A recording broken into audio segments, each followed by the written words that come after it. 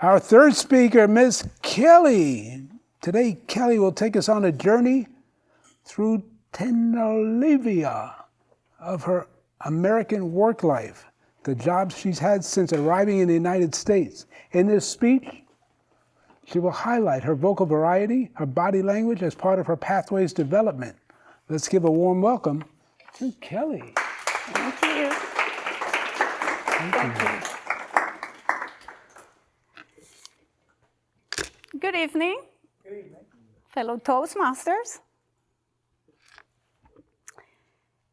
When I came here, like almost any brave immigrant, I threw myself to whatever job appeared first.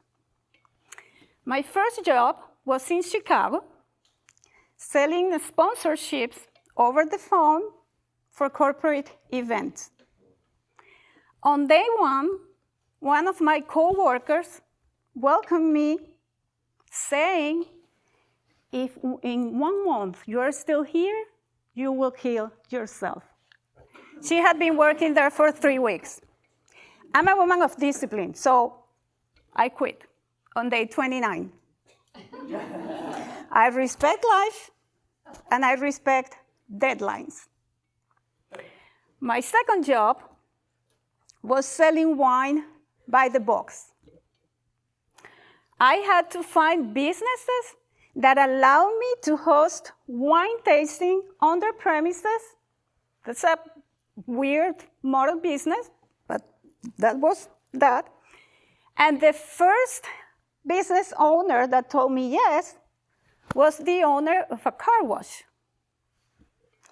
There I was, a tropical sommelier offering Cabernet next to a vacuum machine and surrounded by guys soaked from head to toe.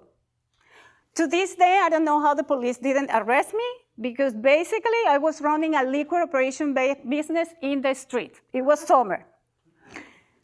God protects the innocent, is my guess, and the desperate. My third job was in a factory at night. Yes. The lady that was used to work from Monday through Friday, from 9 to 5, suddenly decided that was a great idea to work 12 hours straight, standing in the middle of the night and having lunch at midnight. I quit after 5 nights, and it took me like 5 weeks to start sleeping regularly at night. The next job was in a Hispanic newspaper. And I thought, finally, something professional and serious, but no. This was like a prehistoric newspaper. They didn't even have a website. I'm not talking like 30 years ago. That was 12 years ago. Every single business, every single newspaper on this planet had a website. I quit. And I did what any visionary would have done. I started my own advertising agency. Ambitious, full of dreams, until I have to walk door by door in the Chicago winter looking for customers. Picture a just arrived Caribbean lady freezing at 10 degrees below zero looking for customers. I wasn't walking. I was shivering in Spanish. I quit. And then I came to Florida, my salvation. I said, I arrived here and said, I'm going to become a real estate agent. There are not too many here. After 2 years, I had realized that Florida had more realtors than palm trees and iguanas together. So I quit. And then is when I entered my vampire era. I became a professional blood sucker.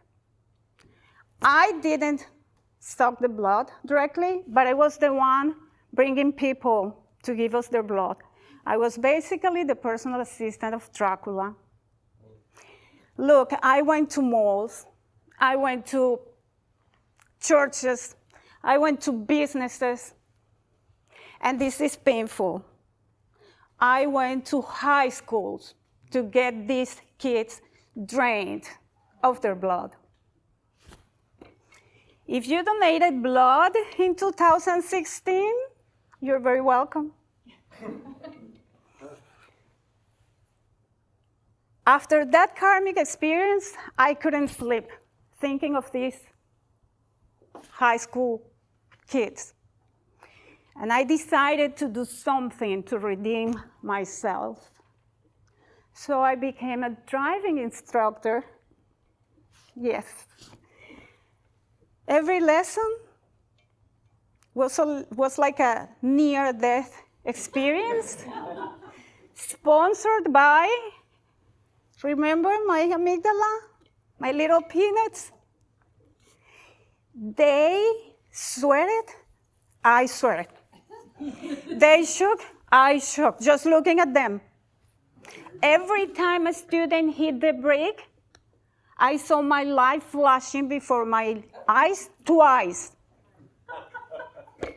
But I survived.